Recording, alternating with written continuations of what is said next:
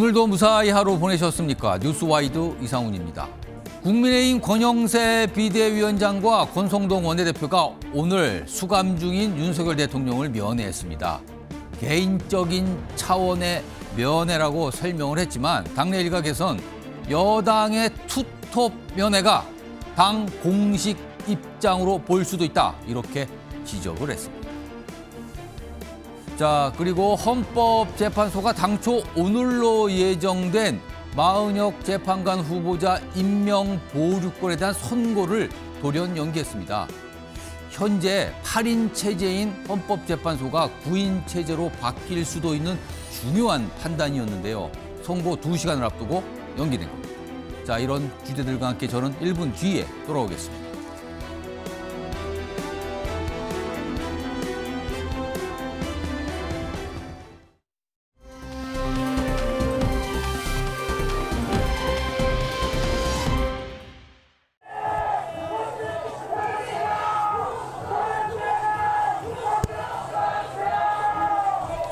의회 독재로 국정이 마비되는 것을 그냥 바라만 보고 있을 수 없었다.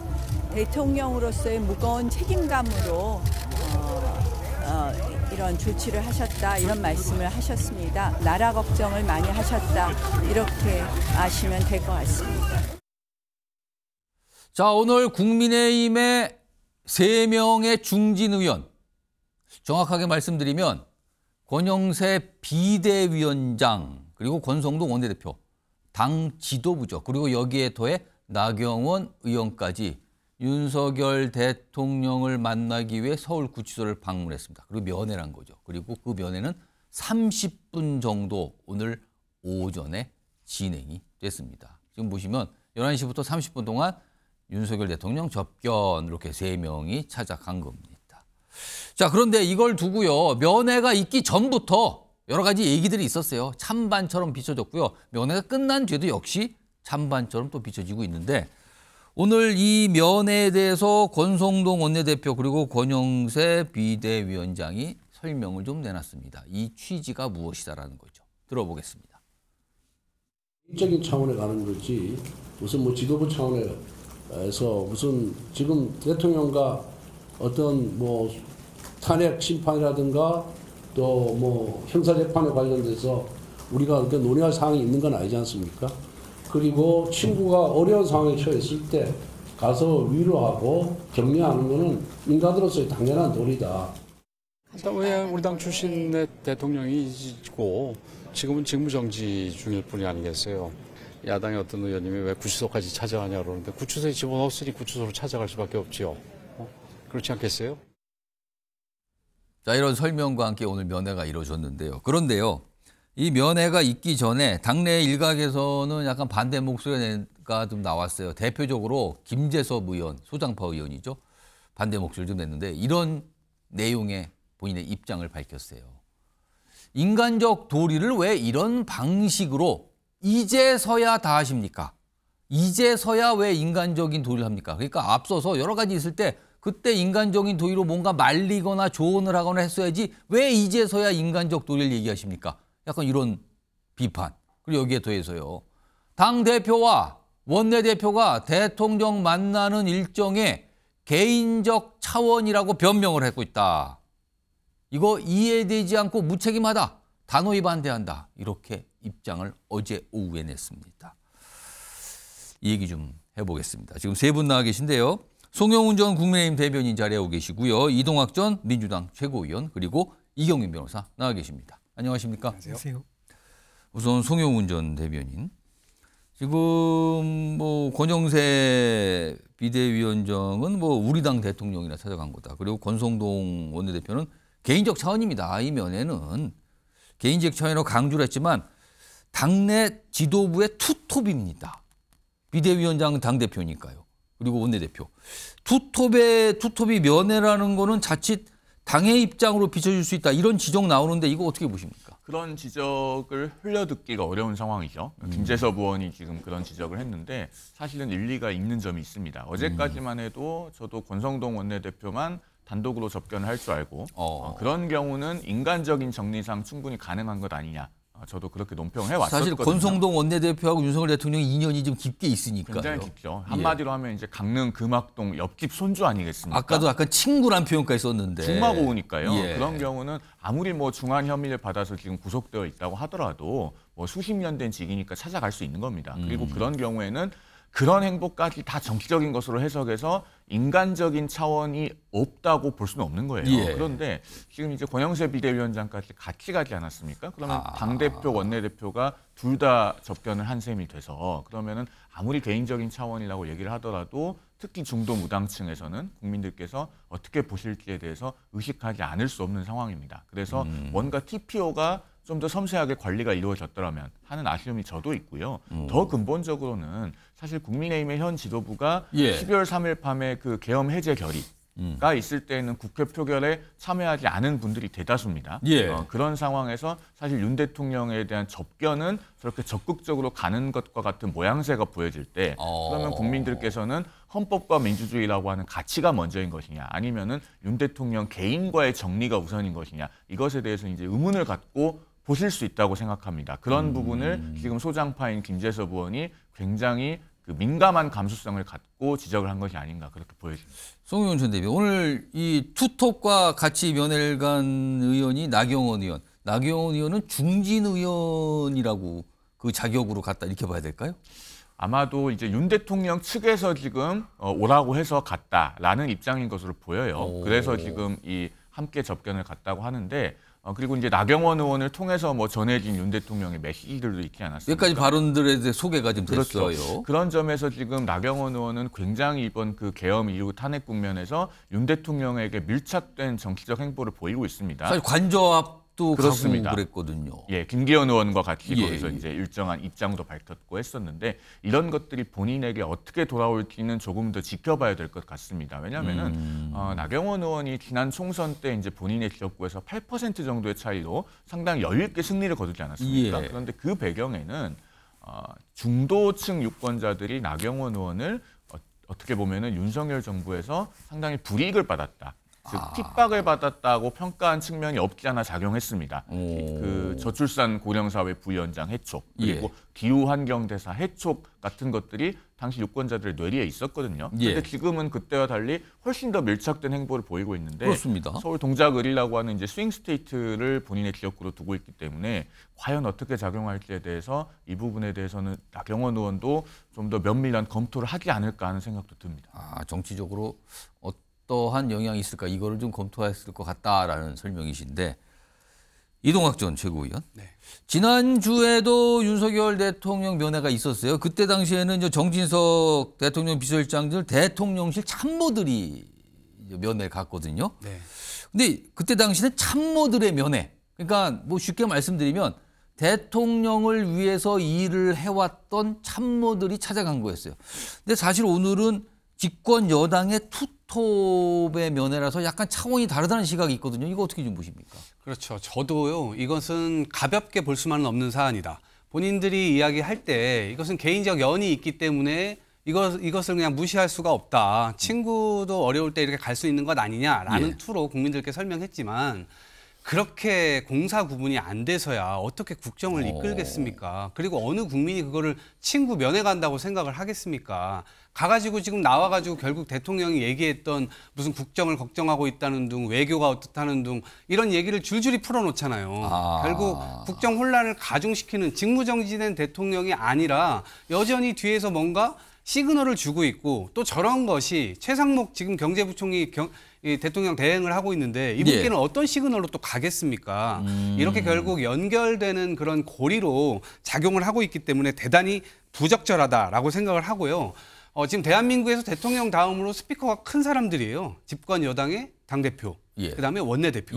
그런 분들이 직접 면회를 가서 나와가지고 그 스피커 역할을 해주는 꼴이거든요. 그러니까 오히려 지금 국민들께서는 이 내란 상태가 빠르게 종식됐으면 좋겠다라고 생각을 하는데 지금 장외 투쟁이 계속해서 지금 커지고 있는 상황이고 당의 대표와 원내대표는 여전히 대통령의 속박에서 벗어나지 못하는 이 모습을 보임으로써 대한민국 국정이 굉장히 불안하다는 것을 계속해서 보여주고 있는 거거든요. 이 부분에서 국민들은 당연히 굉장히 안 좋게 생각할 것이고요. 도대체 왜 국민의힘이 정상으로 돌아오지 못하는가 이 부분에 대해서도 굉장히 의아해하실 것이라고 생각합니다. 앞서서 권영세 비대위원장은 아니 우리 당 소속 대통령이니까 우리 당 소속이니까 찾아간 거 아니야 이렇게 또 설명했는데 그건 어떻게 좀 보세요.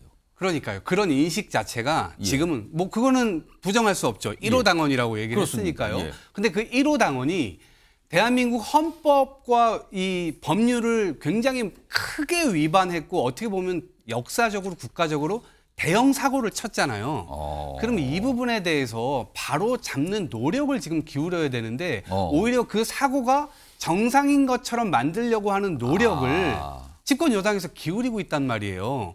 그런 노력 자체가 대한민국이 지금까지 45년 동안 민주주의를 축적해왔고 이 헌법이라고 하는 걸 중심으로 해서 법치주의를 지금 거의 완성해가고 있는 그런 이 상황이었는데 예.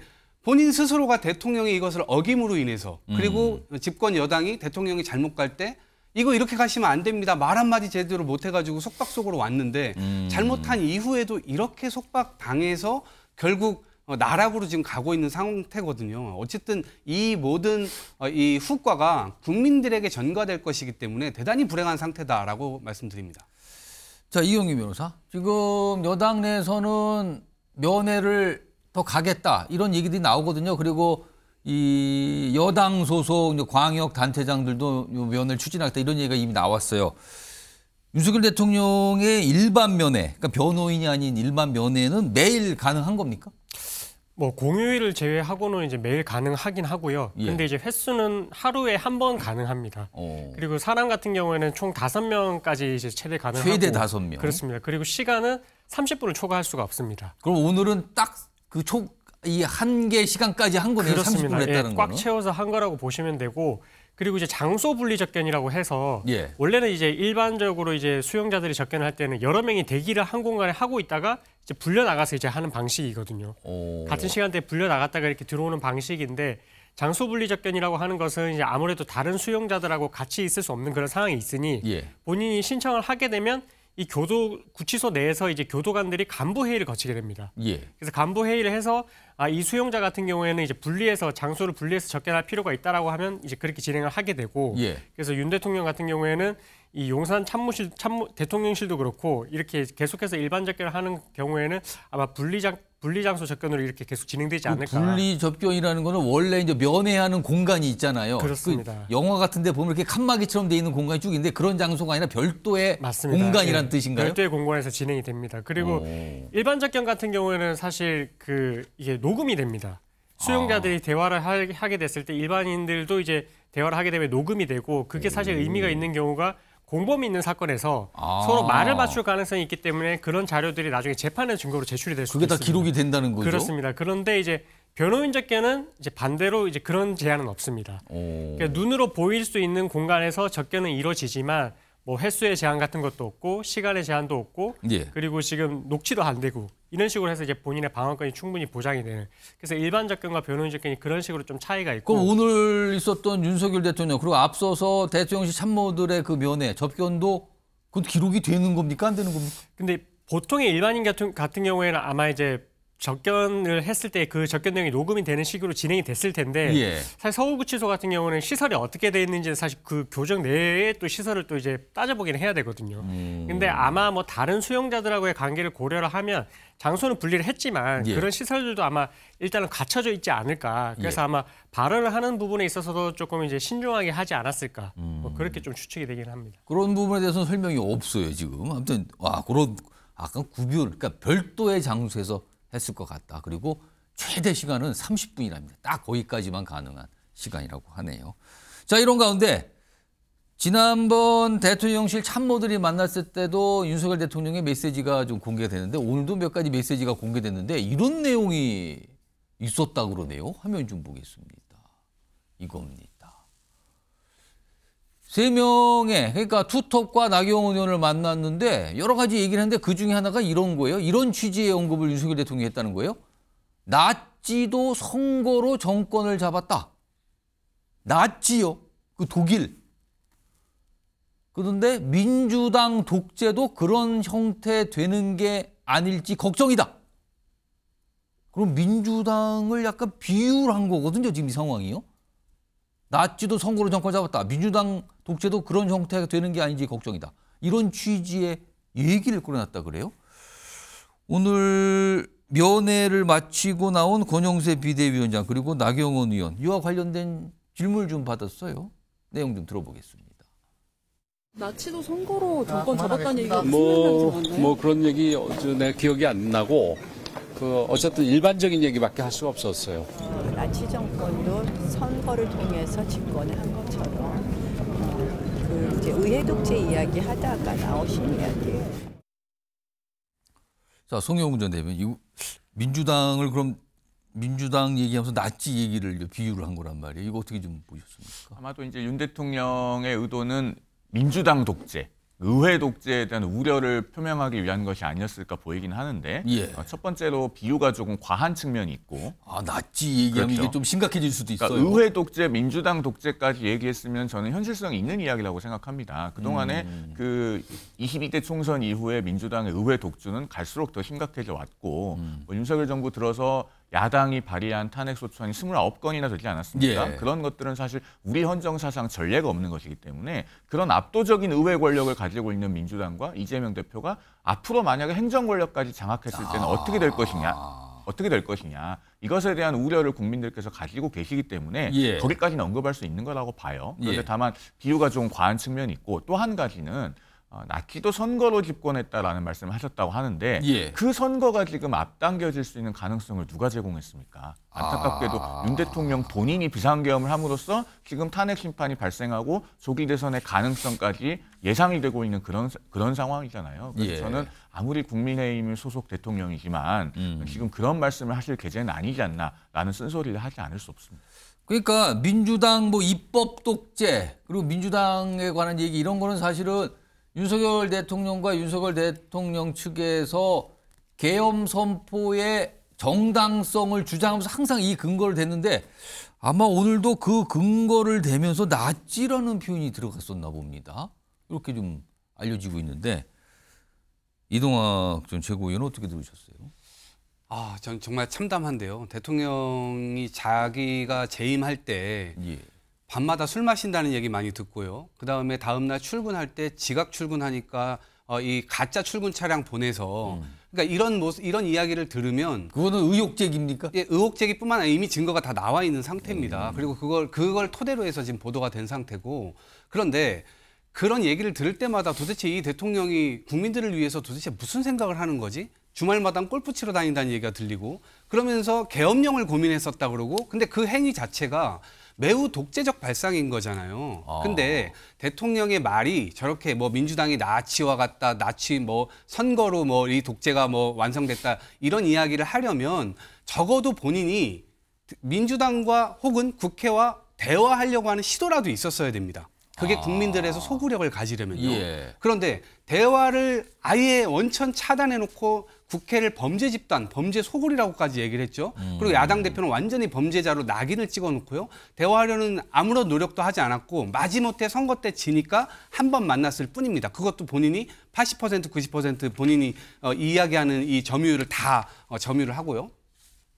그런 상태였기 때문에 기본적으로는 저 말이 소구력이 없는 거예요. 본인이 어떤 원인이 되는 행동을 제공해놓고 결과를 맞았으니까 그 결과를 가지고 민주당이 독재를 하려고 한다? 독재가 어떻게 의회에서 독재가 가능합니까? 그리고 대화를 하려고 시도만 했었다 그러면 얼마든지 국민들을 위해서 양보할 자세와 태도를 가지고 있었던 민주당인데 그러한 부분들을 시도조차 하지 않았지 않습니까? 지금도 마찬가지의 인식을 그대로 가지고 있는 것으로 봐서 제가 볼 때는 지금 이 대통령의 인식이나 이 인식을 바로잡고자 전혀 노력하지 않는 여당 집권 이 세력의 모습을 보니까 국민들의 불행은 계속해서 갈 것 같고 이것이 더 이상 이 국민들 앞에 혹은 역사 앞에 이 바로 서지 못하게 하려면 결국에는 이 국민들 앞에 겸허한 자세로 나가는 그런 민주당 밖에 없다고 봅니다. 이 부분을 좀 예. 짚고 가야 될 것 송영훈 전 같은데요. 저 말씀을 누가 했는지 주어를 가리고 그다음에 나치라고 하는 조금 과한 비유를 빼고 예. 민주당 독재가 우려된다라는 부분만 놓고 보면요. 사실 민주당이 이 부분을 가볍게 넘기면 안 됩니다. 사실은 비상계엄 이후에도 인터넷 댓글에 많이 나왔던 얘기 중에 어떤 게 있었냐면 108석을 가진 윤석열 정권이 비상계엄을 했을 때는 3시간 만에 풀 수가 있었지만 예. 190석을 가진 이재명 정권에서 계엄을 하면 5년 내내 못 푼다. 이런 얘기들이 심심치 않게 많이 있었습니다. 의원들의 숫자 자체가 다르다. 완전히 그렇습니다. 다르다. 사실 이런 얘기들을 할 수 있는 민심의 저류에는 뭐가 있냐면요. 예. 190석이라고 하는 압도적인 의회 권력이 행정 권력까지 가졌을 때 그 힘쏠림이 현저해지면 누구도 제어할 수 없다는 국민들의 불안감이 있는 겁니다. 그러면은 그런 불안감을 해소해서 국민의 위임을 받으려면 민주당이 어떻게 해야 될지 여기에 대한 깊은 성찰이 필요합니다. 그런데 지금 민주당은 그동안의 정치를 어떻게 해왔습니까? 이재명 대표 한 사람의 방탄을 위해서 이재명 대표의 범죄 혐의와 직결되는 법들, 대표적으로 공직선거법상 허위사실공표죄를 폐지한다든가 이런 법안들을 내놓지 않았습니까? 그게 지금까지는 거부권이 있었기 때문에 막을 수 있었어요. 그러나 만약에 행정 권력까지 가지게 되면은 오늘 법안을 발의하고 내일 패스트트랙으로 통과시키고 모레 본회의에서 의결해서 글피에 공포하는 이런 슈퍼 패스트트랙까지 가능해집니다. 민심의 저류에 그런 민주당 독재에 대한 우려가 있다는 점은 민주당에서도 분명하게 민심을 잘 읽고 가야 될 겁니다. 그러니까 지금 윤석열 대통령의 면회 접견이 이루어지고 있는 다음에 어떤 메시지들이, 그러니까 면회를 마치고 나온 사람들의 입을 통해서 설명 나오는데 앞서서 대통령실 면회 때도 그랬고요. 오늘도 그렇고 약간 이렇게 메시지들이 알려지고 있는 거죠. 그리고 여러 가지 정치권의 반응이 나오는 겁니다. 이런 상황에서요. 지금 구속 기소 상태인 윤석열 대통령 형사재판 첫 재판 날짜가 오늘 나왔군요. 화면을 좀 보겠습니다. 바로 이겁니다. 윤석열 대통령 내란 혐의죠. 내란 혐의. 첫 형사재판이 오는 이번 달 20일 오전 10시에 시작이 됩니다. 날짜가 잡힌 겁니다. 근데 재판부는 서울중앙지법 형사 25부로 배당이 앞서 됐거든요. 근데 여기에는 김용현 전 장관 등 내란 공범 혐의를 받고 있는 인물들도 여기서 받고 있어요. 같은 재판부에서 재판이 되는데 날짜가 잡혔습니다. 20일 오전 10시입니다. 이런 상황에서 요즘에 가만히 보면은요. 윤석열 대통령 또는 윤석열 대통령 측에서 2030 세대, 다른 표현은 청년 세대예요. 청년 세대를 자주 언급합니다. 오늘도 면회를 마치고 나온 나경원 의원이 윤석열 대통령이 이런 얘기를 했습니다라고 설명하는데 거기에 청년 얘기가 들어가 있습니다. 들어보시죠. 당이 하나가 되어서 2030 청년들을 비롯해서 국민 여러분들에게 희망을 만들어 줄 수 있는 그런 당의 역할을 좀 부탁을 하셨고, 대통령께서는 현직 대통령이시고 정치인이시니까 당연히 뭐 정치인으로서의 메시지를 내시지 않을까 이렇게 생각을 하고요. 뭐 이걸 무슨 옥중 정치다 뭐다 말씀드릴 건 아니라고 생각합니다. 청년 세대 얘기를 했죠. 뭐 2030 청년들이 뭐 희망을 뭐 갈 수 있어 당이 역할을 해다 이런 얘기가 나왔습니다. 자, 이런 가운데요. 윤석열 대통령 측이라고 했습니다. 석동현 변호사 어제 뭔가 좀 설명을 하고 어떤 약간 모임 같은 게 있었어요. 화면 좀 보겠습니다. 이겁니다. 국민 변호인단을 꾸리겠대요. 국민 변호인단. 그럼 이것만 보면 약간 변호사들을 뭐 모집하겠다는 거 보이는데 그게 아닙니다. 법률상 변호사는 아니지만 윤석열 대통령을 돕겠다는 일반 시민과 청년분들이, 여기서 청년이 또 나옵니다. 청년분들이 전국 각지에서 체계적으로 활동할 수 있도록 하려는 임시 조직을 만들겠다. 그래서 어제 준비 모임을 좀 했어요. 국민 변호인단. 그러니까 이 주축은 일반 시민, 특히 청년들이 여기에 속한다는 겁니다. 이 얘기 좀 해볼까요? 이동학 전 최고위원. 네. 오늘 면회에서도 윤석열 대통령이 청년 세대 각별히 당부한다. 당이 잘 챙겨야 된다. 그리고 윤석열 대통령 측에서도 국민 변호인단. 근데 여기에 청년들이 들어가는 거예요? 이거 어떻게 봐야 될까요?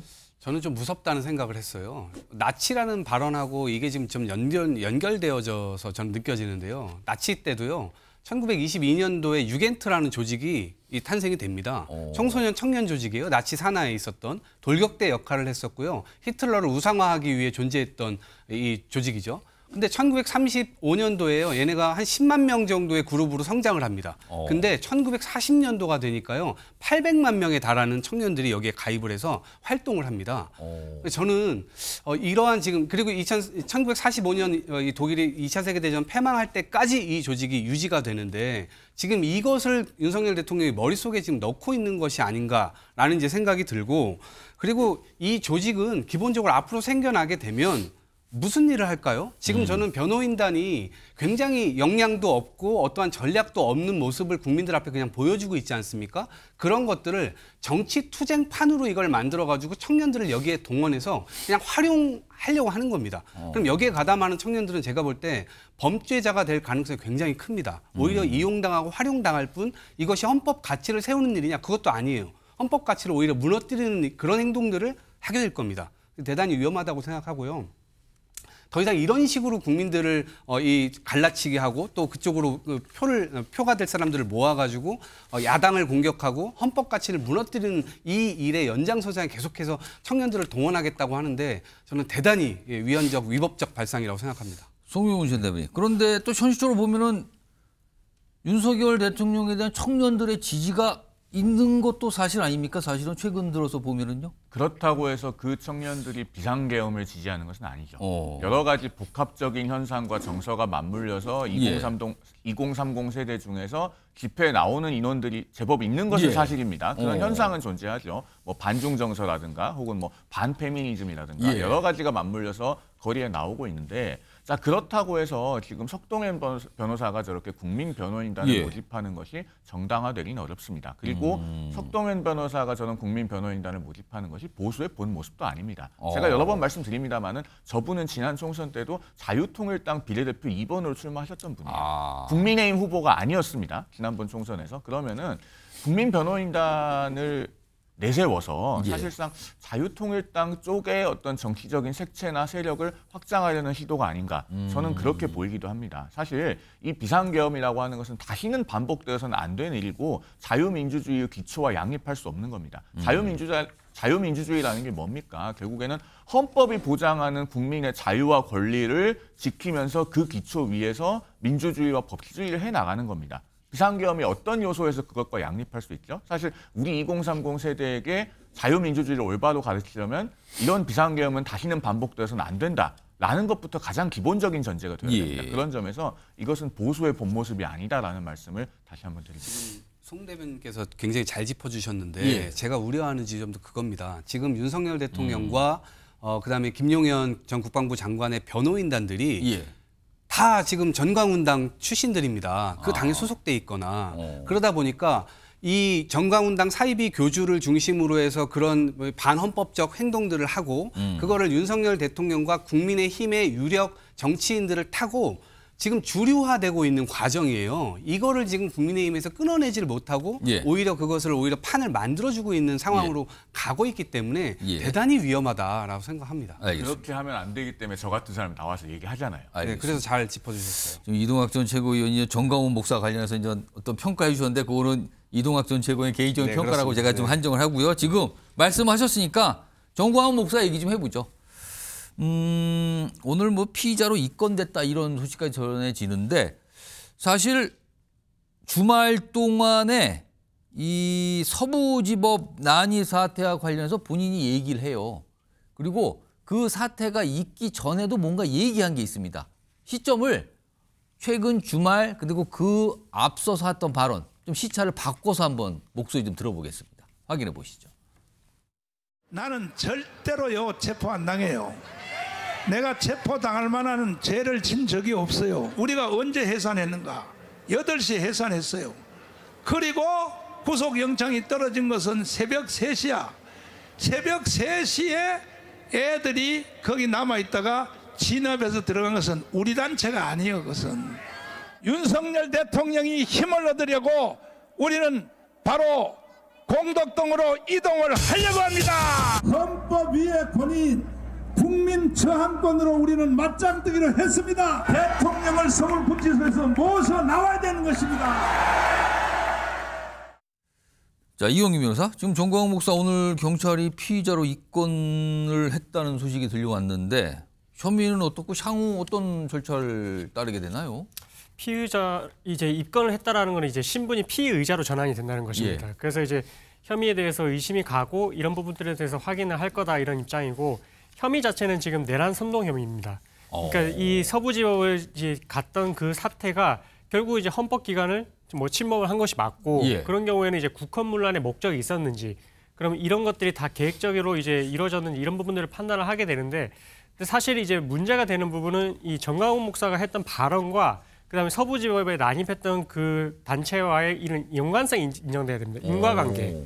그래서 이때 당시에 뭐 국민저항권이란 발언을 비롯해서 어쨌든 이 법을 지키지 않고 본인들이 이제 행사할 수 있는 그런 유형력을 행사해서 이렇게 이제 뭐 윤석열 대통령에 대한 이런 구속영장이 발부되고 이런 부분들에 대해서 이제 반발하는 그런 행동을 하는 부분에 대해서 영향력이 있었고 그것이 정말로 이제 계획적으로 이런 인과관계가 입증이 된다라면은 예. 이 내란 선동 혐의로 처벌이 될 수 있겠지만 근데 그 부분이 입증이 되는지는 결국은 이제 그때 당시에 이제 침입을 했던 사람들의 뭐 의사소통을 했던 그런 연락 체계 그다음에 뭐 각자 주고받았던 그런 뭐 메시지가 있다라면 그런 부분들까지 포렌식 결과를 통해서 이제 밝혀지고 예. 그것이 정강훈 목사를 비롯해서 이 배후에 있는 세력과의 뭔가 연관성이 있다라는 부분이 증명이 돼야만 형사처벌까지 갈 수가 있는 부분이라서 일단은 그런 부분들을 확인해 볼 필요성이 있다라고 판단했기 때문에 입건을 정식적으로 한 것이고 예. 그럼 여기에 대해서 만약에 이제 조사를 받으러 와라고 했는데 소환 조사에 응하지 않고 있다 이렇게 된다면은 마찬가지입니다. 똑같이 이제 몇 번에 걸쳐서 이제 소환 조사를 이제 요청을 하고 출석을 거부를 했을 때는 응하지 않는다면 그러면 똑같이 체포영장이 발부가 근데 돼서 아까 얘기 나왔지만 본인은 절대로 체포되지 않는다 뭐 이런 얘기까지 꺼내놨네요. 네, 그거는 뭐 본인의 주장일 뿐이고 다시 이제 그 부분에 대해서 이제 본인이 출석을 불응을 하게 되면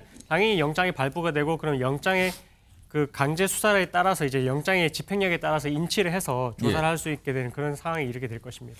지금 정강훈 목사가 어느 순간에 어떻게 보면 강경 우파의 약간 큰 스피커처럼 집회를 이끌고 있는 게 반복적으로 보이고 있거든요.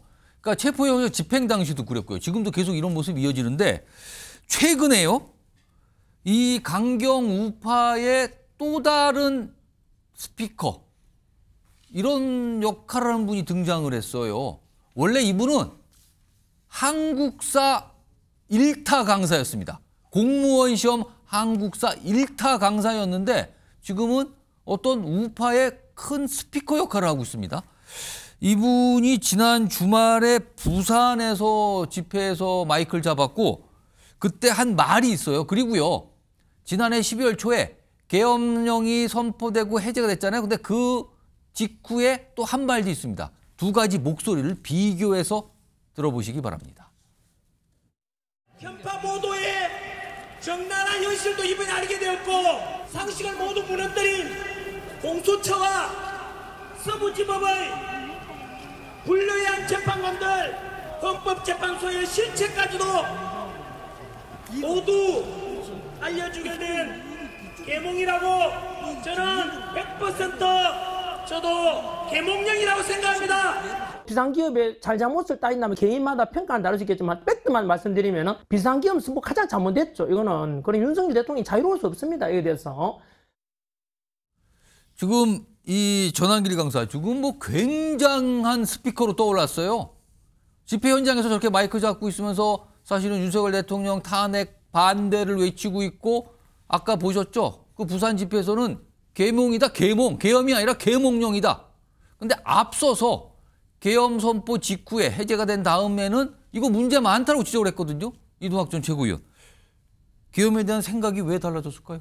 그래서 저는 좀 비뚤어진 것 같은데 왜 비뚤어졌는지를 좀 고민을 해보면 일단 저 집회 현장에 나가면 약간 취한다고 해야 되나요? 사람들의 어떤 열기와 박수와 함성과 이런 것들로 인해서 자기 주장이 굉장히 확신되어가는 그 과정을 반복되거든요.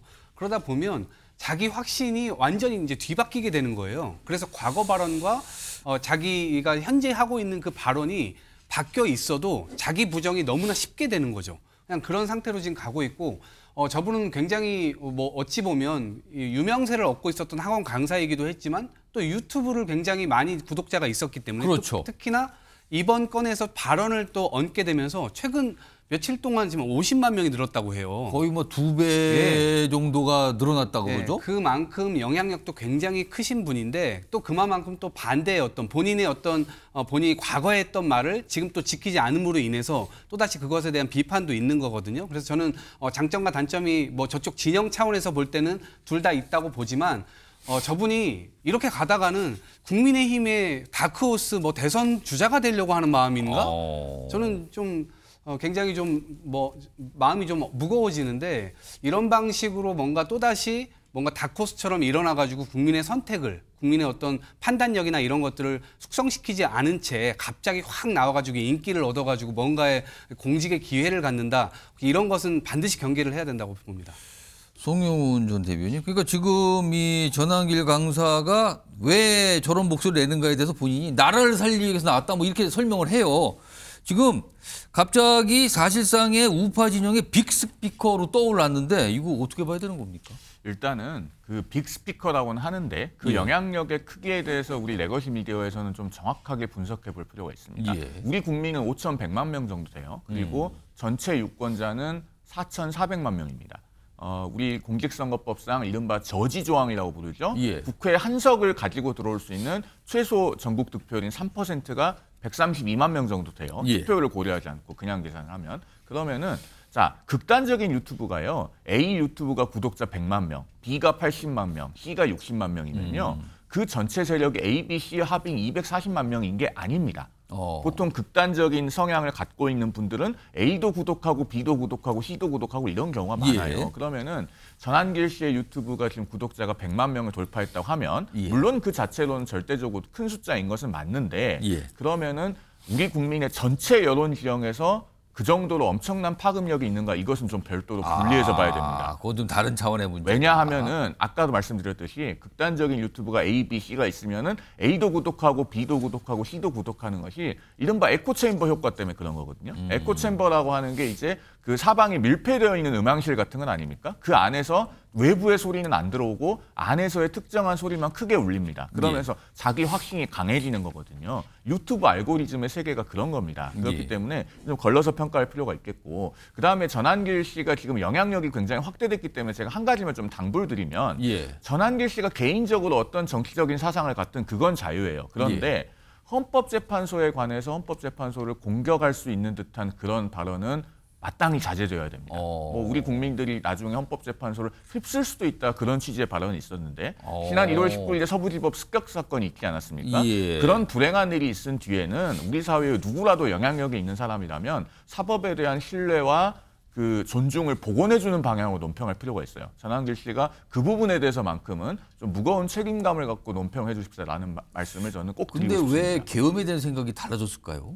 그 부분에 대해서는 일반 사인이기 때문에 제가 뭐라고 그 배경을 추론해서 말하기가 어렵습니다. 만약에 이분이 이재명 대표 같은 유력 정치인이라면 말을 손바닥 뒤집듯이 바꾸는 것에 대해서 엄중하게 비판을 받아야 되죠. 그러나 지금 현재는 그런 지위에 있지는 않기 때문에 그 배경까지 추론해서 말씀드리기는 좀 어렵습니다.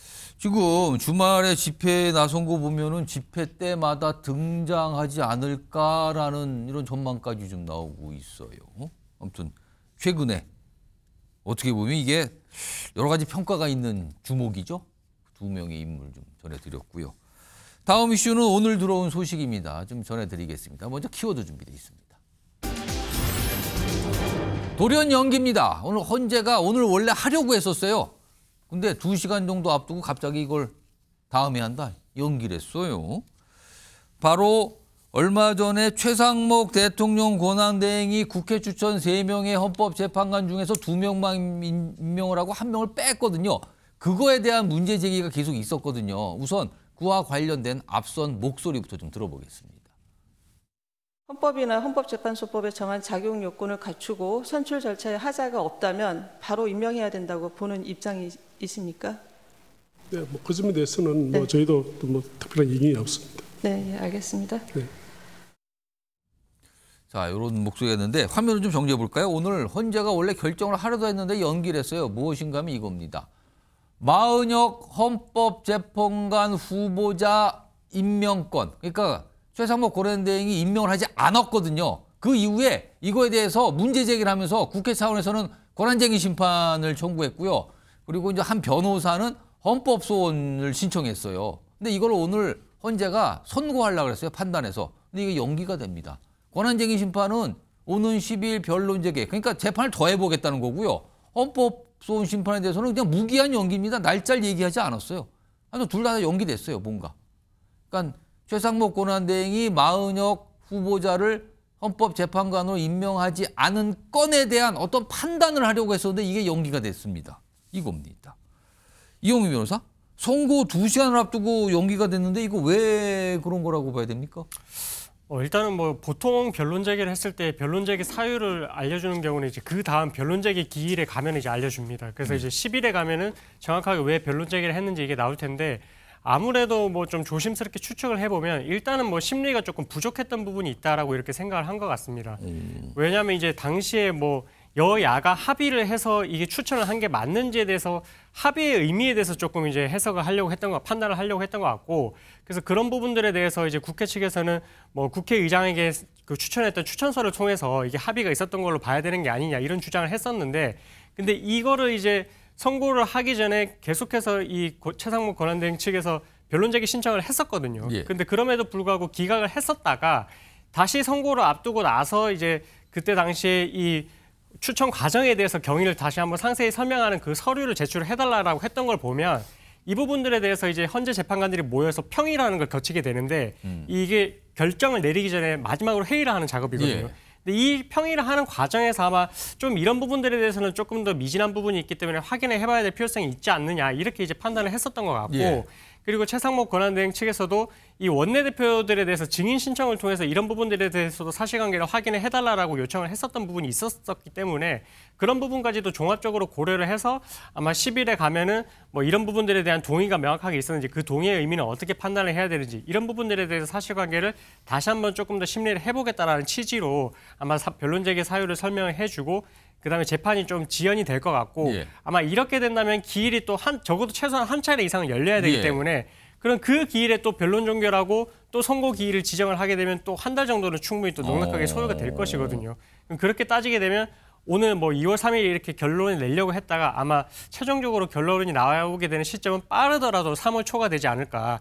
어쨌든 조금 지연되는 그런 부분은 생길 수밖에 없는 그런 상황이 된 것 같습니다. 이 마은혁 헌법재판관 후보자는 야당 추천 인사였거든요. 그리고 지금 여당은 이 마은혁 후보자의 성향을 굉장히 문제 삼고 있죠. 헌법재판관 되면 안 된다. 이거는 완전 균형이 깨진다. 이거 완전 이쪽 이른바 뭐 좌파 성향이 강하다. 안 된다. 굉장히 비판하고 반발했었거든요. 이런 상황에서 헌법재판소가 오늘 어떤 결정, 선고를 하려는데 이걸 연기한 겁니다, 지금요. 그런데요, 이 선고가 왜 주목을 받았냐면 만약에 오늘 선고를 해서 최상목 권한대행이 이 마은혁 재판관을 임명하지 않은 건이 위헌이다. 이렇게 결정할 경우에는 헌법재판관을 마은혁 재판관을 임명해야 된다. 이런 얘기가 나오면서 지금 8명인 헌법재판관이 9명이 될 수 있는 이런 계기가 될 수 있는 결정이었거든요. 근데 그걸 연기한 거예요. 자, 그럼요. 가정을 좀 해보죠. 만약에 9명이 되면 어떻게 되는 건가? 화면 좀 보겠습니다. 현재 8명이에요. 근데 이 성향을 보면 8명 재판관 중에 현재는 진보 성향이 3명, 중도 성향으로 평가받는 재판관이 3명, 보수가 2명, 3, 3입니다.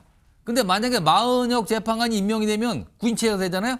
그러면 진보가 4시 되는 겁니다. 4, 3, 2. 현재 3, 3, 2에서 4, 3, 2로 바뀌게 되는 거예요, 지금. 이거에 대해서 국민의힘 쪽에서는 굉장히 반발하고 문제가 있다. 약간 이런 보는 시각인 것 같고요. 이렇게 되는데 송영훈 전 대변인. 만약에 마은혁 재판관이 임명이 된다면 탄핵 심판을 받고 있는 윤석열 대통령에게는 불리해지는 겁니까? 뭐 별 영향이 없는 겁니까? 이걸 어떻게 봐야 되는 겁니까? 뭐 탄핵 가능성이 대단히 높다고 보는 분들로서는 결과에 영향이 없다고 볼 거고요. 그래도 기각될 가능성이 일부 있는 것 아니냐라고 보는 분들께서는 마은혁 재판관의 임명이 결과에 영향을 미칠 가능성이 대단히 크다고 보는 상황인 3, 3, 2에서 4, 3, 2로 바뀌는 게 영향을 줄 것이다. 네, 그렇게 보는 상황인 것 같습니다. 그런데 오늘 이제 헌법재판소가 이 권한쟁의 심판의 변론을 재개하면서 예.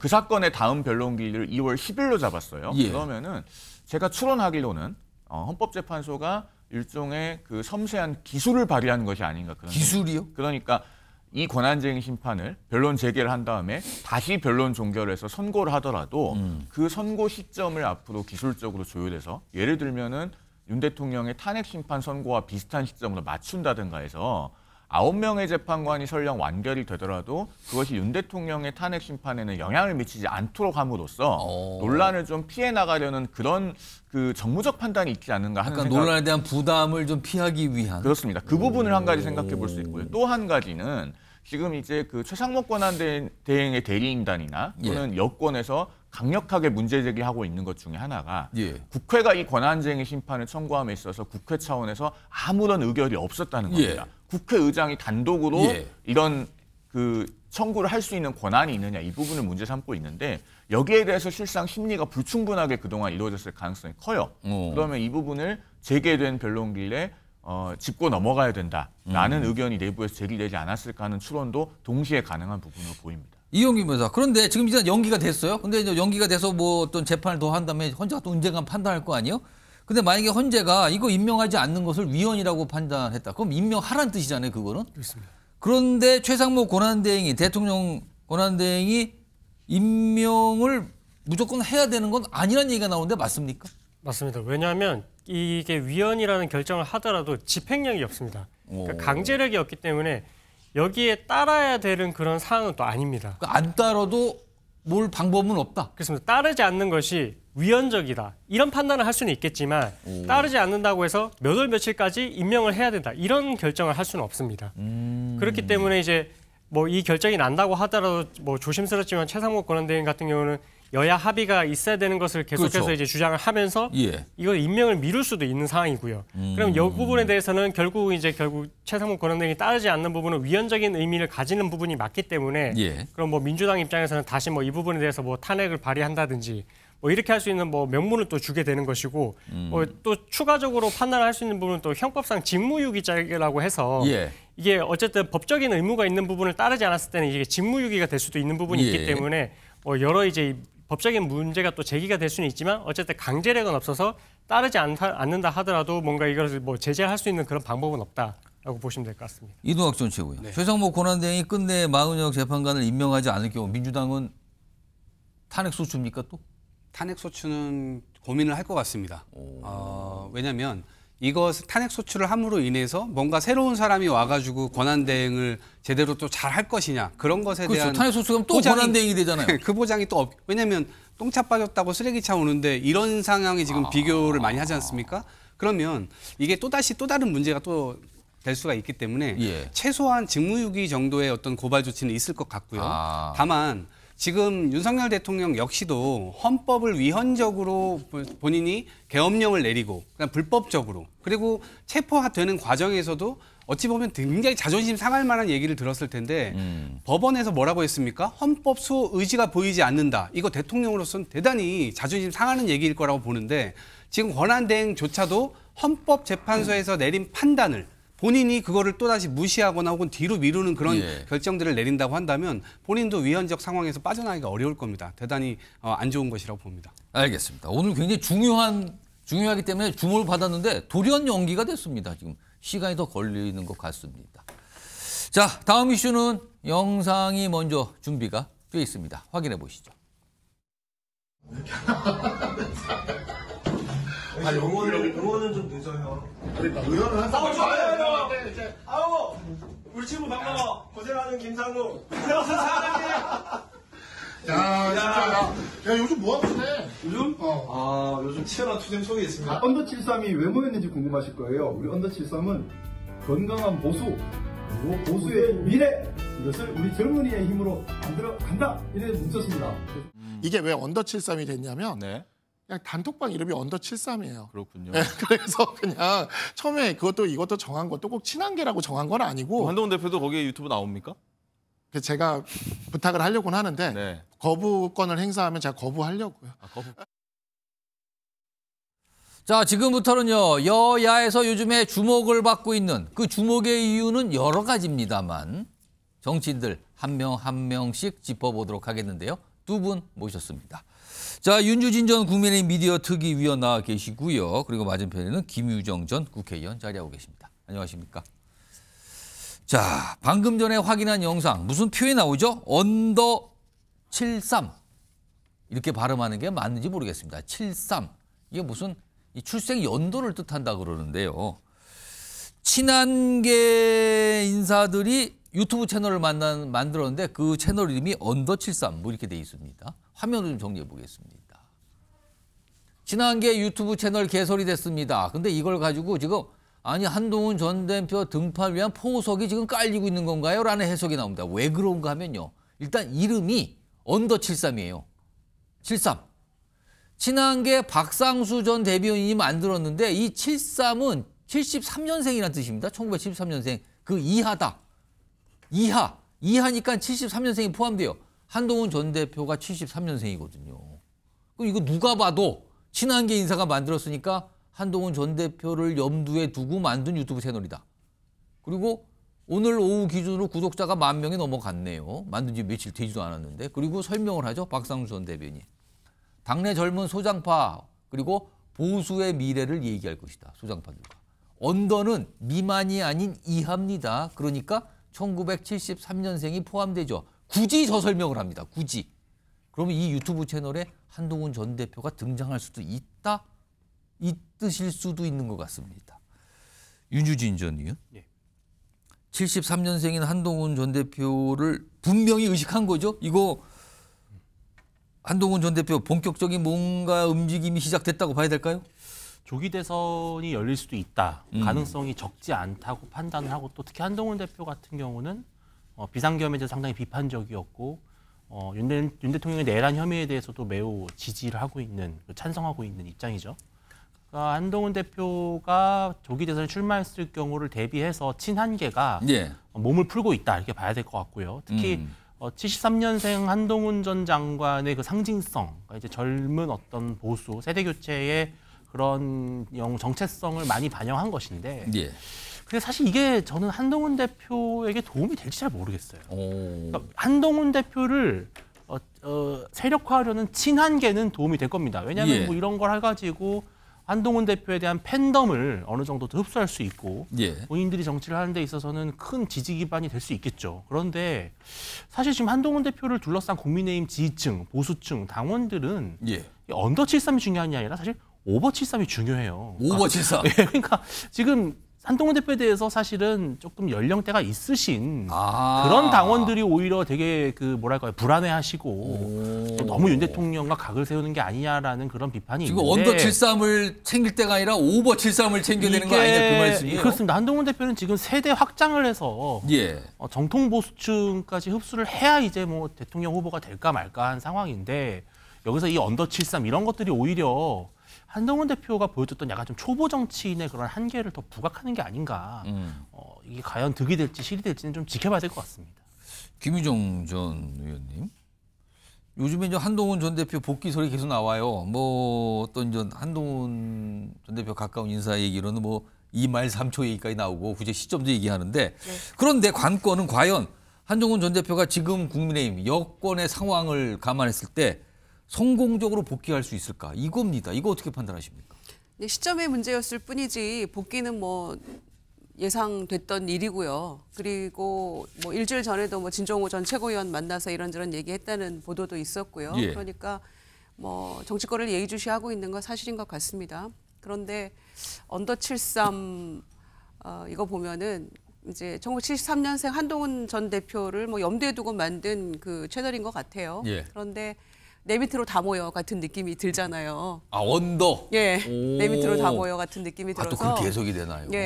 네임이 굉장히 중요한 건데 뭐 그것도 일리 있는 또 그 모임인 것 같긴 합니다. 모임이라기보다는 그 채널인 것 같긴 한데 말씀하신 대로 당내에서 만약에 대선 경선 구도를 생각했을 때 이게 당원과 일반 국민의 5대5잖아요.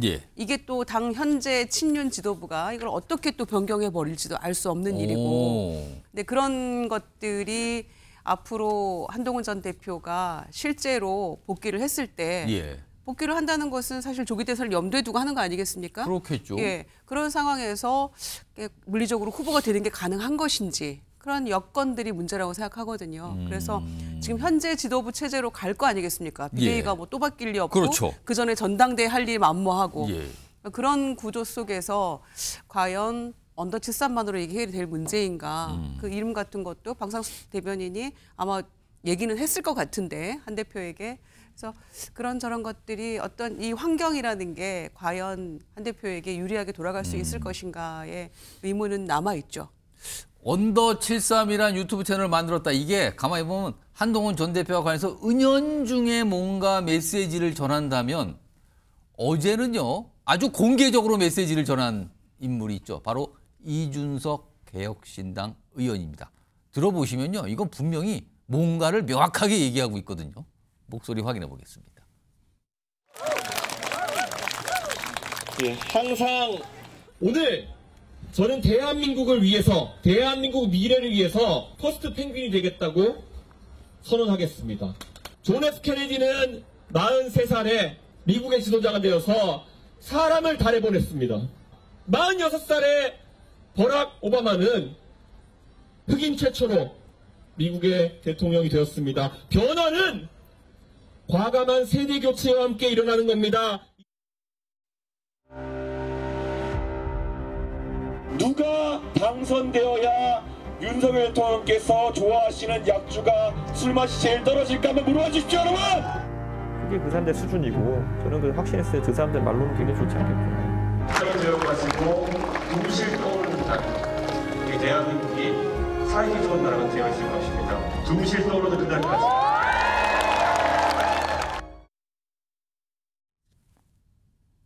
이준석 의원이 주인공인 뭐 다큐멘터리 영화가 곧 개봉된다 그러죠. 이게 제작이 됐다 그러네요. 화면으로 좀 정리해 보겠습니다.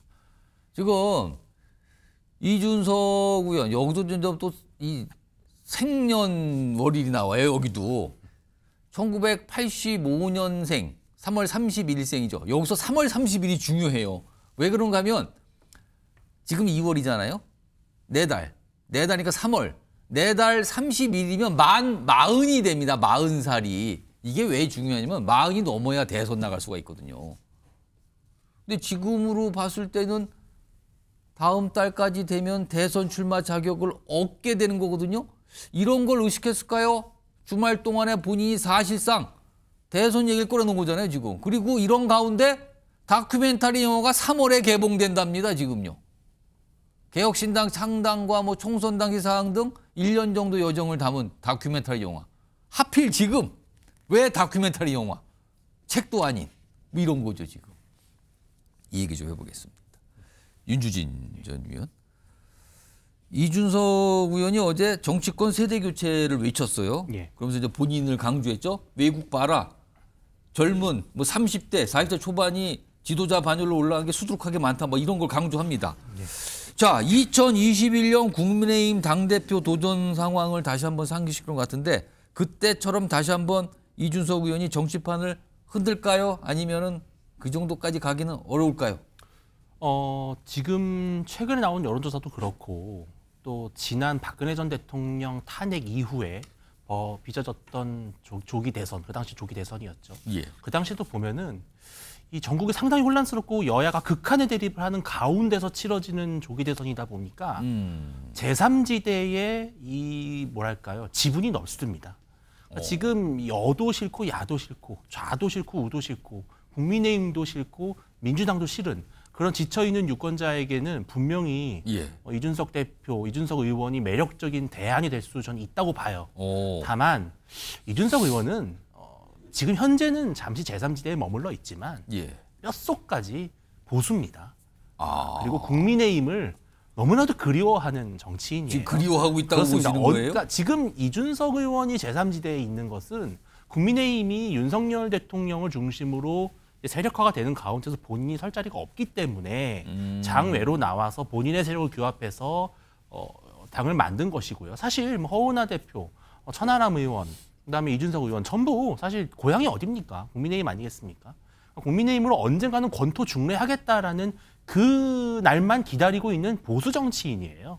그렇기 때문에 지금 현재 국민의힘과는 좀 결이 다르지만 언젠가는 보수의 본인이 지주로 돌아오겠다라는 라는 야심을 갖고 있고 그렇다면 이번 대선에서는 결과적으로는 페이스메이커로 계속 뛰다가 어느 순간에는 힘을 합칠 수 있다면 결국은 국민의힘의 후보를 밀어주는 쪽으로 가지 않을까. 페이스메이커로 뛰다가 결국엔 뭐 단일화 뭐 이런 걸 염두하시는 겁니까 지금? 그런데 문제는 국민의힘에 만약에 조기 대선이 열릴 경우에 국민의힘 후보가 누가 되느냐가 이준석 대표의 완주냐 아니면 단일화냐를 결정짓는 변수가 될 겁니다. 예를 들어서 윤 대통령의 비상계엄을 뭐 옹호한다든지 내란의 혐의는 없다고 한다든지 탄핵은 되지 말았어야 된다고 주장하는 후보가 국민의힘 후보가 된다면 아마 이준석 대표는 단일화를 할 명분이 없겠죠. 그러나 만약 이준석 대표와 비슷한 어떤 생각을 가진 후보가 나온다면 기꺼이 힘을 합치지 않을까 예상을 합니다. 김희정 전 의원님. 본인이 퍼스트 펭귄이 되겠다. 지금 막 고래들이 싸우죠. 나는 펭귄이 들어가서 뭔가 해보겠다. 네. 아직은 본인이 뭐가 세력이 작다. 이걸 인정한 것 같긴 한데 곧 40이 되는 이준석 의원의 저런 어떤 뭐 구상을 밝힌 거라고 할까요? 이거 향후에 어떻게 좀 전개될까요? 드디어 나도 대통령 피선거권이 생겼다. 굉장히 가슴 벅차오르는 듯한 모습인 것 같아요. 기분 좋아 보이고. 이제 그런데 뭐 단번에 되겠습니까? 몇 번의 시행착오가 필요하다고 생각하고요. 첫째는 명태균 리스트. 명태균 씨 관련된 일들. 검찰의 수사 향배에 따라서 이걸 좀 명확하게 조금 클리어할 필요가 있다고 생각합니다. 걸림돌로 작용할 수 있다고 보고요. 그다음에 이제 완주할 수 있느냐의 여부는 본인이 이제 선언했잖아요. 완주하겠다. 끝까지 가겠다. 그런데 지지율에 달려 있다고 생각합니다. 그리고 대선 비용 문제도 있는 것이고 현실적으로. 그래서 만약에 완주를 하고 끝까지 가겠다고 합니다마는 경우에 따라서는 국민의힘하고 뭐 단일화 얘기도 나올 수 있지 않겠습니까? 윤 의원님 말씀하신 대로. 그런데 그거는 본인으로의 단일화 가능할 때만 저는 단일화 얘기할 수 있을 거라고 보여지고요. 그리고 적어도 의미 있는 어떤 그 이번에 되지 않더라도 당선은 어렵다고 봅니다. 제3지대에서 나오기는 어려운데 의미 있는 그 지지율이 2자릿수 이상을 가져오느냐 아니면 한 자릿수에 머무르냐에 따라서 좀 달라질 거라고 보고요. 단일화는 나로 단일화할 때 그때만 아마 얘기할 수 있을 거라고 나로 단일화할 때. 네, 그때만 아마 얘기할 수 있을 건데 그것도 본인이 의미 있는 지지율을 확보했을 때 그나마도 얘기가 가능할 거라고 보고요. 현재로서는 이제 피선거권이 생겨서 출발합니다. 정도의 의미 외에는 뭐 저는 없다고 생각합니다. 지금 김희정 전 의원께서는 이준석 의원 설명하시면서 이제 명태균 씨 관련된 사안을 살짝 언급하셨거든요. 그런데 이준석 의원이 몸담고 있는 개혁신당 지금 내홍입니다. 당 최고위원회를 따로따로 두 군데서 열고 있을 정도로 완전 갈라져서 쪼개져서 내용이 극심합니다. 이런 상황 속에서 지금 이준석 의원이 뭔가 본인의 이 장래에 대한 포부에 대한 얘기를 꺼낸 거거든요. 근데 당 내부에서 이런 목소리가 있고요. 여당 내에서도 뭔가 지적하는 목소리가 좀 있었습니다. 들어보겠습니다. 이준석 의원이 어제 서울 홍대거리에서 사실상의 대선 출마 선언을 했습니다. 이준석 의원의 물타기용 대선 출마 선언을 강행한 것이 아니길 바라는 마음입니다.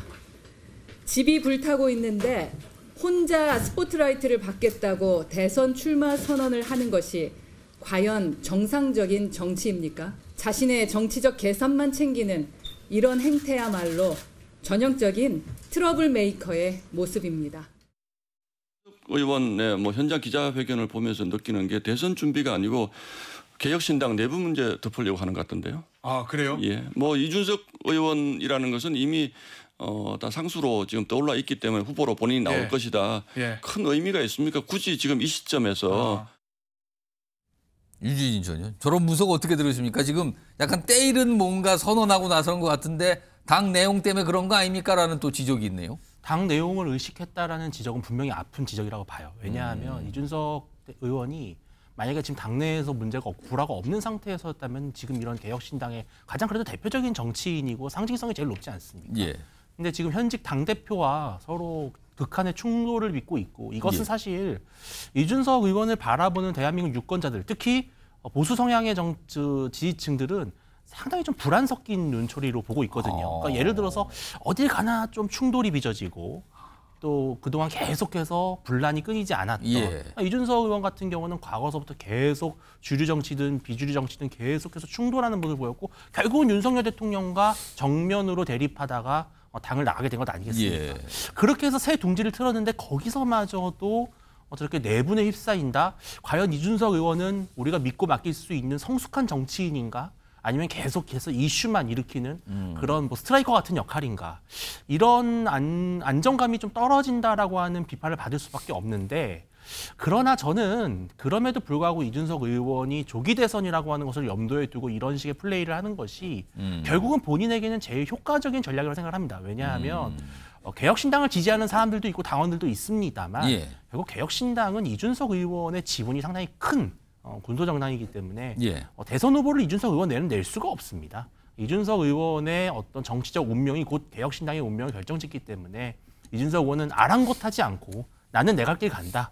이런 모습으로 보입니다. 그 지금 윤주진 전 의원이 말씀하신 것 중에 이제 정치권에서 이준석 의원을 평가할 때 좀 이 두 가지가 나누는데 그게 뭐냐면 김유정 전 의원님, 그러니까 확실히 주목을 끄는 이슈 메이커냐, 아니면 안정감을 줄 수 있는 지도자냐, 어떤 인물이냐, 이게 약간 답이 달라요 지금요. 어떻게 보십니까? 근데 요즘의 모습 봐서는 가는 곳마다 문제가 뭔가 일어나는 트러블 메이커 같다는 생각도 들어요. 제가 연초에 이제 어느 그 전직 그 원로 의원님하고 통화를 하는데 예. 그분의 개인적인 의견이니까요. 두루 다 겪어보셨던 그러니까 김종인, 안철수, 그다음에 이준석 이 세 분은 가는 곳마다 이게 당이 잘 깨지거나 문제가 생긴다. 이런 취지로 개인의 의견을 말씀을 하시길래 제가 일정 부분 공감을 했거든요. 이제 개인적인 의견이라는 강조하셨어요. 네, 예, 그런데, 그 말씀하신 분에. 네, 그런데 이준석 의원이 이제 패기 있게 지금 모든 각 당 통틀어서 최초의 대선 출마 사실상 선언을 한 거 아닙니까 어제? 그런데 수신제가가 되지 않은 상황에서 어떻게 대권의 꿈을 꾸느냐라는 비판의 목소리도 굉장히 높거든요. 왜냐하면은 누가 봐도 소위 허은하 대표는 그 개혁신당 만들어질 때 의원직 버리고 왔잖아요. 그런 부분에 대한 사실은 인간적인 정리로도 인정을 해야 되는 부분이 있는데 예. 딱 봐서는 누가 봐도 바지 사장처럼 느껴지는 측면이 있긴 했잖아요. 이준석 의원이 사실상 오너, 대주주다. 오너 같고 이런 느낌이 들었는데 본인이 국민의힘에서 쫓겨날 때와 똑같은 패턴으로 허은하 대표에 대해서 대하면 예. 이건 말이 안 되는 거 아닙니까? 그러니까 정치적으로도 본인이 겪었던 거를 똑같이 그렇게 하는 모습. 그래서 수신제가가 먼저 아니냐 얘기가 나올 수밖에 없는 것인데 본인이 사실상 오너십을 가지고 있는 그런 개혁신당이니까 출마 선언도 하고 그냥 내 갈 길 간다 이런 모습이긴 합니다만은 작은 당에서 더 소리는 크게 날 수도 있지만 당 내부의 분란을 수습하지 않고 어떻게 국민을 향해서 표를 주십시오 할 수 있는지 그거는 지켜볼 문제인 것 같습니다. 이준석 의원의 새로운 도전이 시작이 된 건지 아니면 뭔가 아까 말했지만 약간 좀 당내 내홍 이걸 가리기 위해서 뭔가 서둘러서 어떤 본인의 생각을 밝히고 있는 건지 시각이 좀 나눠지고 있습니다. 자, 다음 주제는 민주당과 이재명 대표를 둘러싼 여러 가지 모습들이 있어요. 그 주제로 넘어가 보죠. 키워드 준비되어 있습니다. 우클릭의 이유입니다. 요즘에 민주당에서 나오는 목소리 그리고 이재명 대표가 하는 목소리 보면 예전에는 못 듣던 목소리를 요즘에 자꾸 합니다. 이런 목소리를 많이 하고 계세요 지금요. 자, 이런 가운데 오늘 민주당 내에서 무슨 노벨상 얘기가 나왔다고 하죠. 갑자기 근데 그 노벨상에 대해서요. 일단 이 사진 좀 보겠습니다. 여기 보면 이게 민주당의 한 의원이 메모를 한 거예요, 지금. 여기 보시면 위에 글씨 쓴 거 보시죠? 트럼프 노벨 평화상 추천서 그리고 노르웨이 이렇게 써 있죠? 민주당 박선원 의원이 트럼프 미국 대통령 노벨 평화상 후보로 추천한다. 이런 게 공개가 됐대요. 이게 갑자기요, 지금요? 한반도 평화를 좀 잘 지키자는 취지다. 이런 설명이 있는데 트럼프 노벨 평화상 추천한 박선원 의원. 한반도 평화를 잘 지킨다는 취지다. 이런 거예요. 자, 이와 관련해서 민주당에서 설명을 좀 내놨어요. 들어보겠습니다. 박선원 의원이 트럼프 대통령 또 트럼프 행정부와 문재인 정부 시절에 접촉을 하면서 같이 북미 간의 대화라든지 이런 것들을 이제 했던 경험이 있지 않습니까? 그런 경험을 토대로 해서 아마 박선원 의원이 그 노벨상 추천을 한 모양입니다. 그러니까 노벨상 추천을 할 수 있는 건 자유예요. 근데 민주당 박선원 의원이 최근에 여러 가지 이슈와 관련해서 목소리를 많이 내신 분인데 저런 메모도 했는데 실제 추천을 했다는 거예요, 지금요? 이게 최근에 민주당에서 일본과 관련해서 굉장히 호의적인 발언들이 자꾸 일본 나오고 있죠. 그래서 약간 우클릭하고 있다. 그런데 트럼프 대통령에 대해서 노벨 평화상 추천을 했다? 일단 이거 김유정 전 의원님, 이거 어떻게 봐야 되는 겁니까? 이게? 그래서 저도 지금 방금 들은 뉴스여서 지금 방금 속보처럼 들어왔어요. 그렇죠. 지금 그래서, 이 내용이. 예, 영상도 들었고요. 그러니까요. 박선원 의원의 어떤 개인 차원인 건지 당에서 어느 정도 공감대 형성이 된 건지 모르겠습니다. 근데 지금 이 민주당 대변인이 또 설명도 해요. 그런 취지입니다. 뭐 박선원 의원이 그렇게 했습니다라고. 네. 뭐 그렇다면 사실 트럼프 대통령 2기 트럼프 체제가 출범하면서 이 노벨 평화상에 대한 본인의 어떤 꿈이 있다는 이야기는 간간히 들려왔었어요. 네. 그래서 이제 이스라엘 하마스 전쟁 종전하고 러시아 우크라이나 전쟁도 곧 종식시킨 다음에 그다음에 북한과의 대화도 열려 있다고 얘기하고 그러면서 핵 보유국으로서 그러니까 핵 보유국으로서 인정하면서 뭐 뉴클리어 파워라는 표현을 썼어요. 이제 그러면서 북한과의 관계도 어느 정도 조금 뭔가 물꼬를 터서 얘기할 수 있는 이제 그러면서 노벨 평화상을 꿈꾼다 이런 얘기를 했었는데 좀 뜻밖의 소식인 것 같긴 하고요. 박선원 의원이 이제 이렇게 추천함으로써 그러면 우리가 특히 핵 문제 관련해 가지고는 실제로 이 남한이 또 소외되는 거 아니냐. 통미봉남 아니냐. 핵 문제 논의를 할 때는 그런 얘기들 많이 나왔었는데 그래서 뭔가 대한민국이 역할을 할 수 있는 그런 대화의 어떤 하나의 주제가 될 수 있잖아요. 그래서 트럼프가 김정은과의 어떤 관계 속에서 우리만 소외되는 지금 그렇지 않아도 대한민국의 리더십 부재 상황 속에서 여러 가지 지금 문제들이 노정이 되어 있는데 이제 그런 것까지를 염두에 두고 박선원 의원이 또 국정원 출신이시잖아요. 그러니까 뭔가 보관을 가지고 있는 게 아닌가 저는 그런 생각이 드네요. 지금 이게 글쎄요. 어떤 이렇게 맥락이 있는 건지 모르겠습니다. 최근에 이재명 대표의 발언을 들어보시면요. 정책적인 부분에서도 굉장히 우클릭을 하고 있다. 예를 들어서 뭐 52시간제 이런 것에서 굉장히 긍정적인 얘기를 하고 있거든요. 이런 상황에서 최근에 일본에 대해서 굉장히 호의적인 반응을 나타내고 있거든요. 그런데 이게 지난해나 그 전에 과거에는 이재명 대표가 일본을 언급한 발언이 그러지 않았거든요. 일단 과거 발언 들어보겠습니다. 과거사를 부정하고 전쟁 범죄를 부인하는 일본이 세계 평화를 한반도 평화를 과연 보장할 수 있겠습니까? 연합훈련을 핑계로 자위대의 군합발이 다시 한반도를 더럽히는 일이 발생할 수 있습니다. 일본 핵 오염수 방류는 제2의 태평양 전쟁으로 기록될 것 같습니다. 과거 제국주의의 침략 전쟁으로 주변국의 생존권을 위협했던 일본이 핵 오염수 방류로 대한민국과 태평양 연안국들의 또다시 돌이킬 수 없는 재앙을 가져오려고 합니다. 들어보셨죠? 그동안 일본에 대해서 굉장히 비판적인 입장이고요. 굉장히 부정적으로 봤거든요. 못 믿는 존재다. 약간 이런 식이었거든요. 그런데 최근에 달라집니다. 화면 좀 보겠습니다. 이렇게 바뀌죠? 앞선 얘기가 다시 한번 위에 있습니다. 일본은 적성국이다. 이게 과거 발언이에요. 군사 대국화할 경우 한반도 첫 공격 대상 될 수 있다. 자위대 군합발이 한반도를 더럽힐 수도 있다. 이런 얘기까지 꺼내서. 그런데 최근에 보면 최근에 어떤 인터뷰, 언론 인터뷰 보면 이래요. 한일 관계는 적대적인 게 아닙니다. 일본 국방력 강화는 위협이 안 됩니다.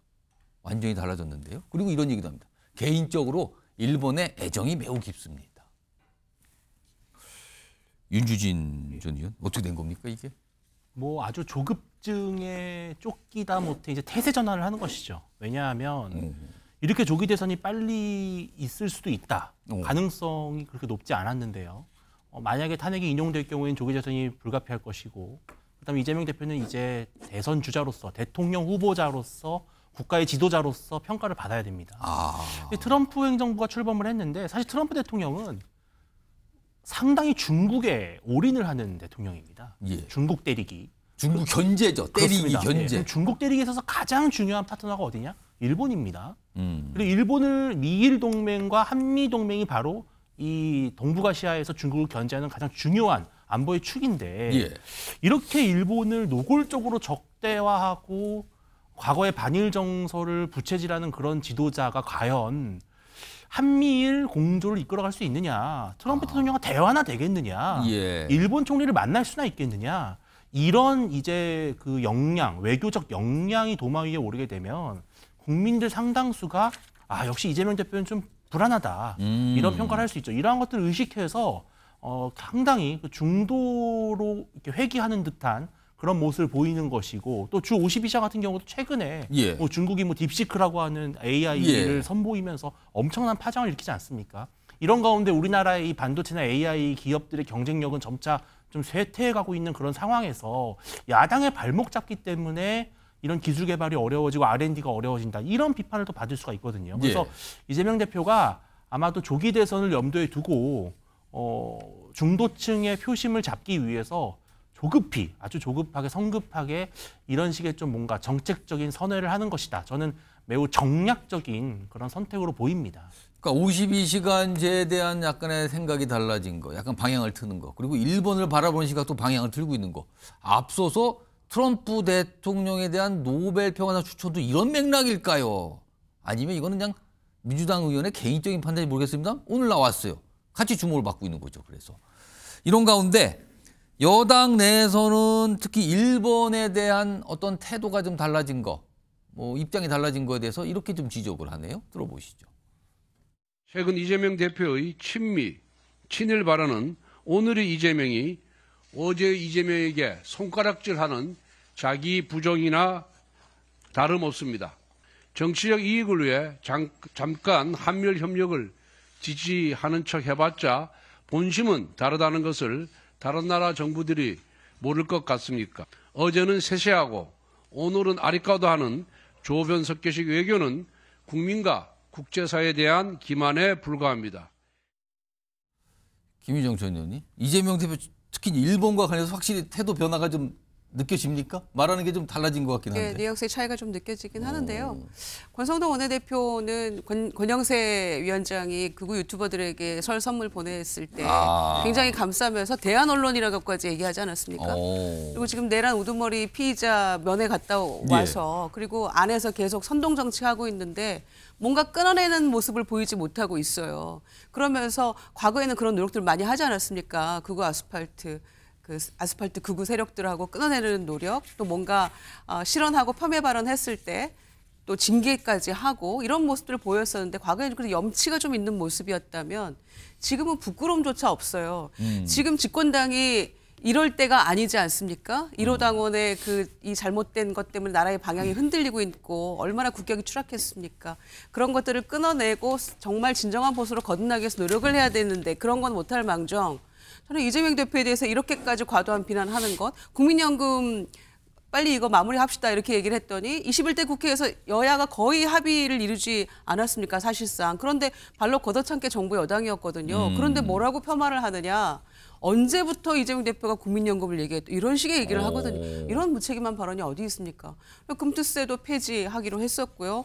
토론회도 직접 주재하면서 양쪽의 찬반 의견을 다 들으면서 저는 굉장히 유연한 태도를 보이고 있다고 생각하거든요. 이런 모습은 지금 집권당이 보여야 될 태도인데 오히려 이재명 대표가 뭘 하든 어떤 정책 이슈를 찬성을 하든 반대를 하든 이것도 욕하고 이것도 욕하고 이런 태도를 집권당이 가져서는 결코 안 된다고 생각하고요.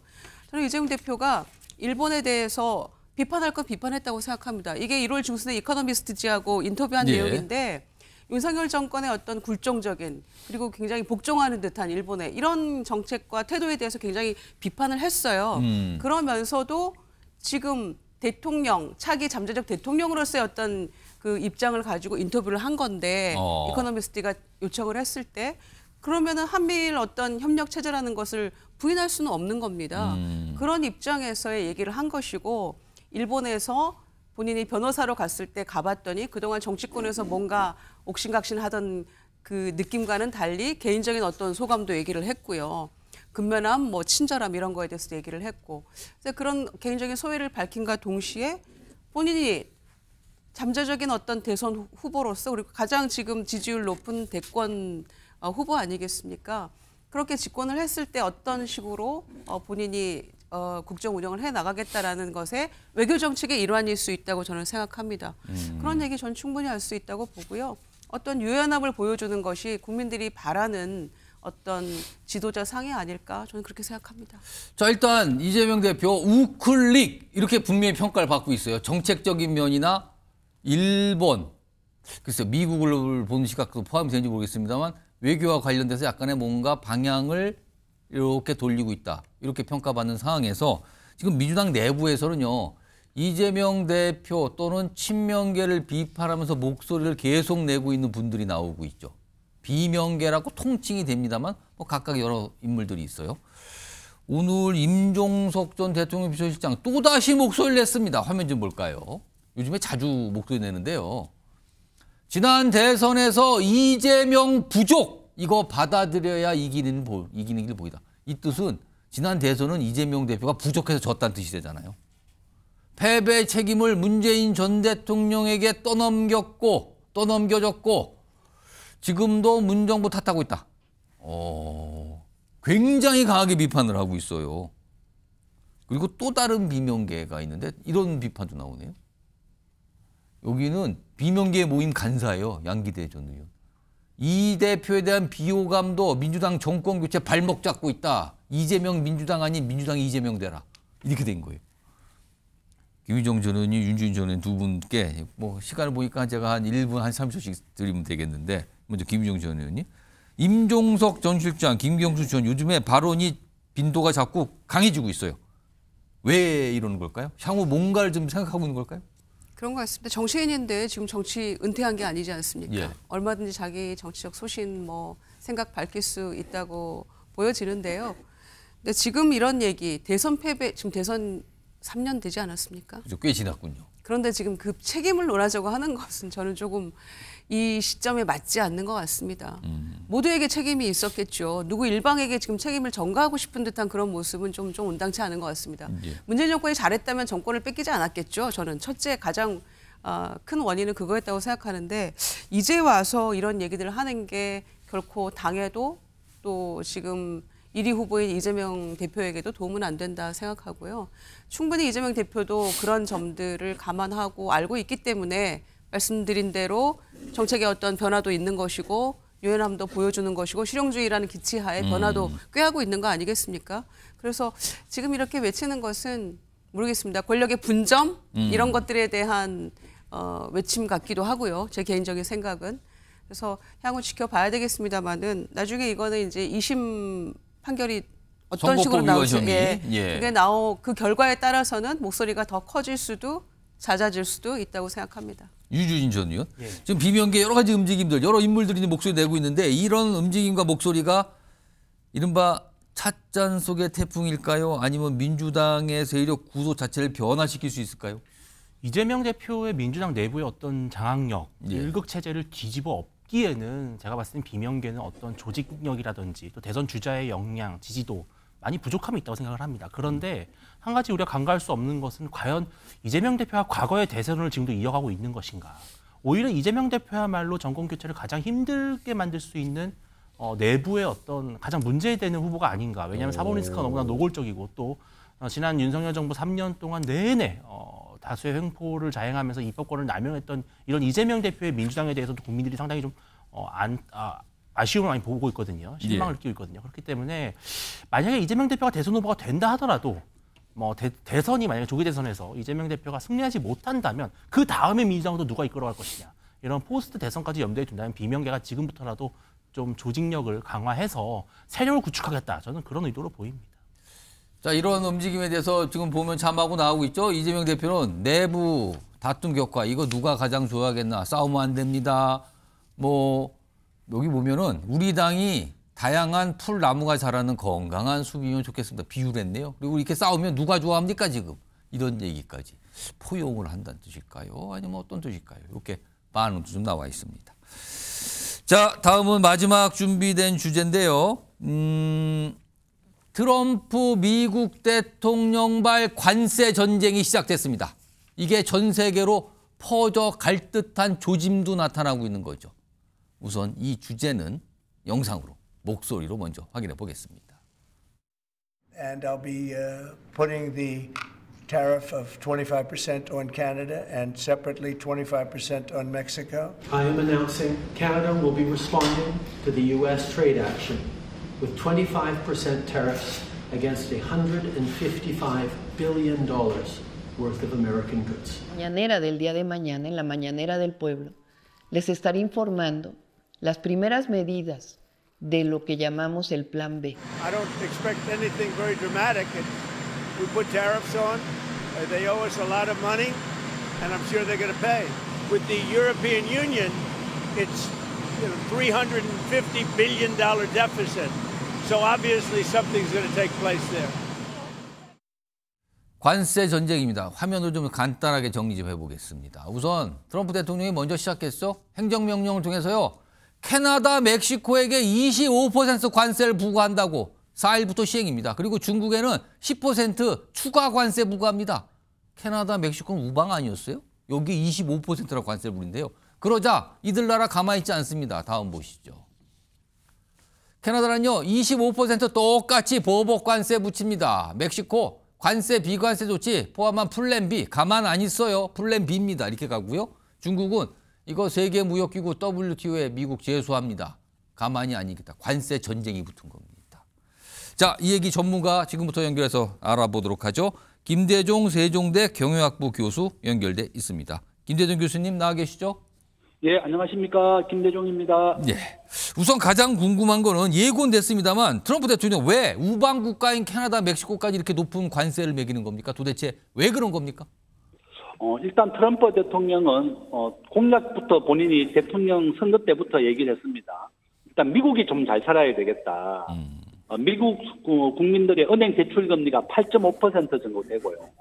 본인의 급여의 한 절반 정도가 지수로 나가게 됩니다. 그러니까 미국 국민들이 너무나 어렵게 살고 경제적으로 힘들었기 때문에 바이든에서 공화당을 지지하게 만들었습니다.